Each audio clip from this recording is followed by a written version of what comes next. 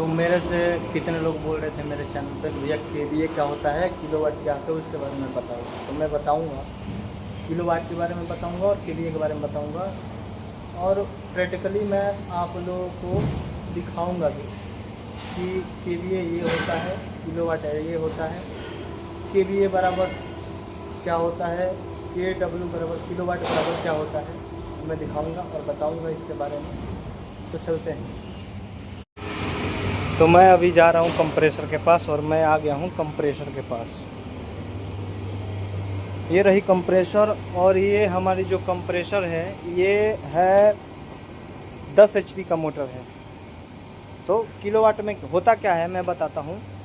ये 3 फेस है, 3 फेस की मोटर है। जब हम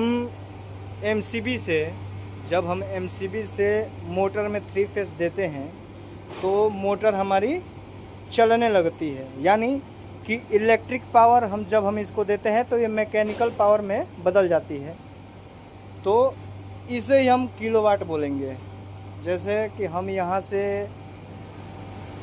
करंट दे रहे हैं, इसको यहाँ से लाइन सप्लाई कर रहे हैं तो ये मैकेनिकल पावर करने लगती है, यानी काम करने लगती है, चलने लगती है। तो इसे हम किलोवाट बोलेंगे।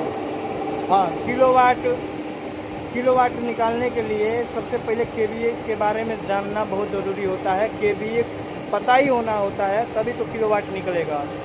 तो केवीए बराबर होता है किलोवाट बराबर होता है केवीए गुणे पावर फैक्टर, यानी कुछ लॉस भी होता है तो उसके पावर फैक्टर से हम गुणा करते हैं। और अब मैं बताऊंगा केवीए के बारे में। केवीए होता क्या है, तो ये रही हमारा ट्रांसफार्मर, चूँकि 400 केवीए की ट्रांसफार्मर है। और केवीए क्या होता है, तो ये हमारा HV साइड है और ये हमारा LV साइड है। ये हमारा LV साइड है।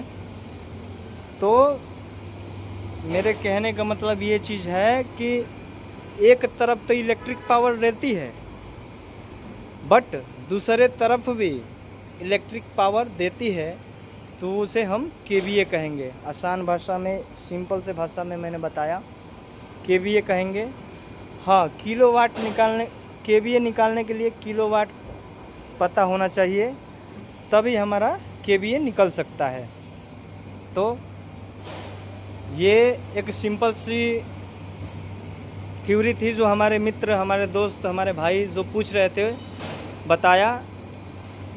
अब आगे बताऊंगा कि ट्रांसफार्मर में कितने प्रकार के टेस्टिंग